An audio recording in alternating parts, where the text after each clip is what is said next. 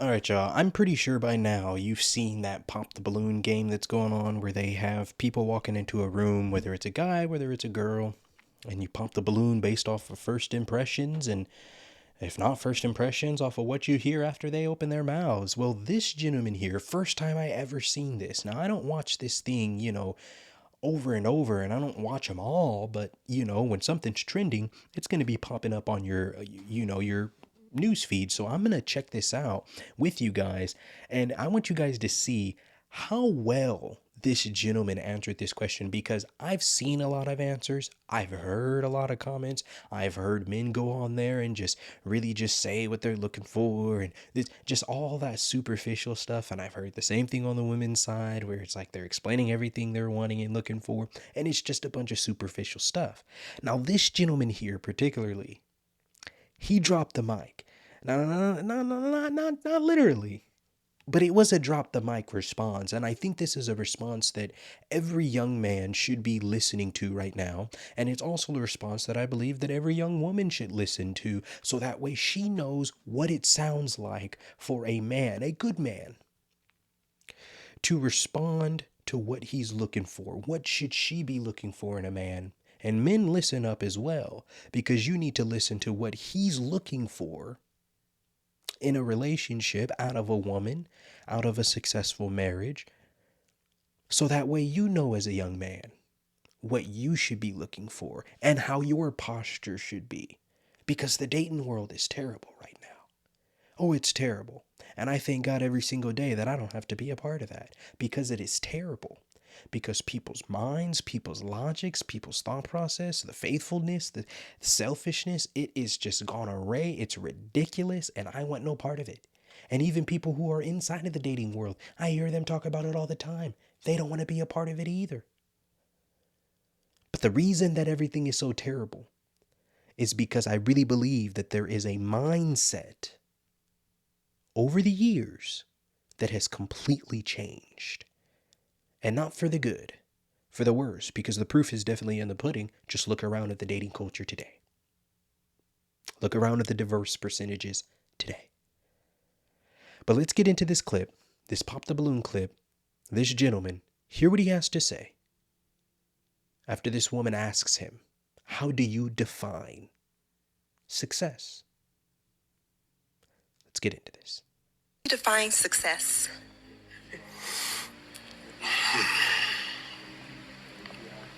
I define success as doing what God wants you to do, because my role models are in the Bible, and a lot of them didn't have money. A lot of them forsook their families just to preach the gospel and follow the calling that God had on their life. My version of success is being in God's perfect will. So that's my version of success. It's not about how much money we have, although I make money and I provide, but just being the man that God created me to be. And the only way I'm going to be able to do that, I heard you say you were working on your relationship with God. So it's to continue working on it, working out that salvation with fear and trembling all the days of your life. We're not going to be perfect, but we can get as close to God as possible before we finally see him on that last day. I told you he mic dropped.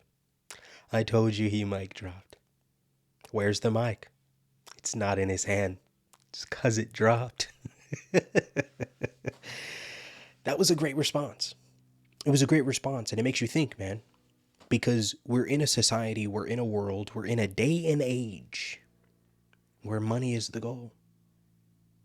And I mean millions and millions and millions of dollars is the goal. But the problem with that is that no matter how much money you have, whereas one person might consider themselves to be successful, as this gentleman said, and I agree, you'll never be successful, man. You'll never be successful, because we weren't created here. We weren't planted here. We are not here in this world just to be rich. And I think about that. Typically, anything that's trending, anything that's getting pushed, anything that's said in the world is something that you should always question and kind of say, you know what? I'm going to go the opposite way. Because if the road to destruction is wide, then that means that the thing that a lot of people are doing, the things that a lot of people are doing, I'm going to do the opposite. because I don't want to go down the road where the masses are going. We're living in a day and age right now where get the bag, getting the bag, running up the bag, bag. That's all everyone's talking about. Get a bag, get a bag. I gotta get that bag. It's time to get that bag. Stack those bags.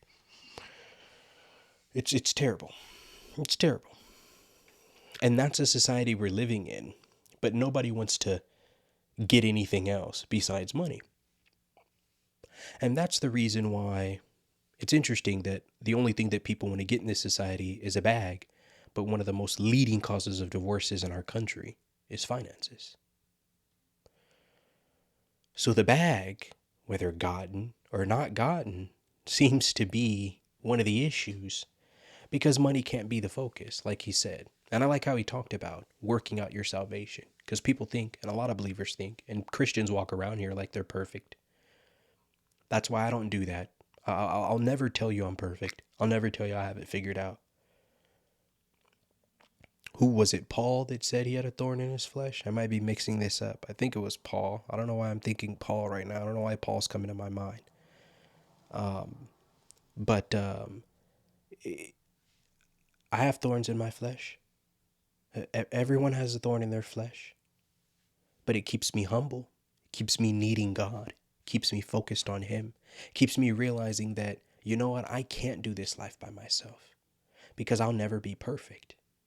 My own ways, my own understanding, my own logic of doing things, it could lead me to destruction. It could lead me to making a lot of mistakes. I've made a lot of mistakes in my life. I'm not the new kid on the block. I've done a few things, and I've had to deal with some consequences of some of the decisions and some of the actions that I took in my life. So I'm not perfect, and I'll never try to be perfect. But every day, what I will do, exactly what this gentleman said so greatly, is to work out my salvation each day and every day. So that way I can get closer and closer and closer and closer and closer, just into the day when I'm finally beholding His beauty, inquiring in His temple. That's a beautiful thing, man. And what saddens me most, and I'm going to keep it real. What saddens me most, I believe, is that men like this, that have this response, that view success in a biblical way like he did, typically, they're not received. Or typically, if they are received, they're mishandled. So that makes me want to know what's going on our young women's side. Are we not being taught to receive, how to receive these kind of men? How to serve these kind of men? Because I'm not just saying women have to serve men only. There is a servanthood that takes place from the man to the wife as well, from the man to the woman. There's a servanthood that takes place. We just both serve in different areas, but we're both serving because we're both servants. Because what we provide, what we do, who we are, should be a great benefit to one another. Shout out to this guy, man. It gives you something to think about. Because most people, and like I said, I've seen plenty of little episodes like this. Most people in these situations, if they were asked that question, it wouldn't be that response. And I could tell that it wasn't necessarily something that was rehearsed. You can hear the genuinity from him as he's explaining this. That's interesting, man. That's very interesting. And I hope that, you know, I'm not going to say that. I'm not going to say that. But that's interesting, man. Shout out to this guy. Definitely shout out to this guy. And like I said, for the men, there enough of us need to start, thinking this way and understanding what our purpose is as a man and not letting society distract you from the main goal, bro. Because money isn't everything. because there's people who have a whole lot of money and you think that they're living good and you think that they're okay, but they're dealing with a whole world of problems, a whole world of issues, and a bunch of attacks that they don't know how to combat. But you over here, yeah, you may not have enough money. You may just have exactly what you need because the Bible tells us that God will supply all of our needs. So you may not have all your wants, but if you look around and you take time, Bible says, "Oh, taste and see that the Lord is good." If you take some time and look around, you'll realize that I do have everything that I need. The wants, they'll come. I'll worry about that later, but God definitely has fulfilled his word and given us everything that we need in this moment. I don't know who that was for. I kind of went off on a little sermon tangent there, but shout out to this guy. Like I said, I'm praying for each and every one of you guys. We need to adopt this new mindset so that way we understand that God is the ultimate goal. All these other things that we're dealing with in life, man, they're resources. Money is a resource. Houses are resources. Shelter, these are resources, but they're not the end goal. Seek first the kingdom and all those resources. The Bible says all these things, they'll be added unto you. That's all I got for you guys on this one. To the next one. I'm out.